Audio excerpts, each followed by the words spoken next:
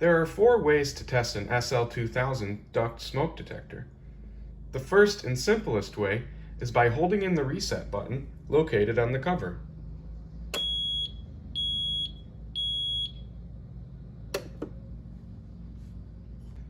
The second way to test an SL-2000 is by using the magnet that it comes with.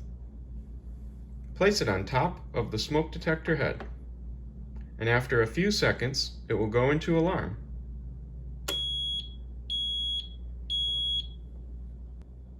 Another way to test the SL-2000 is by wiring a remote accessory to it. By turning the key to test reset, the detector will go into alarm. Turn the key back to normal to take the detector out of alarm. Lastly, you can utilize test gas. Place the nozzle into the test port and spray for a half a second. The detector will shortly go into alarm.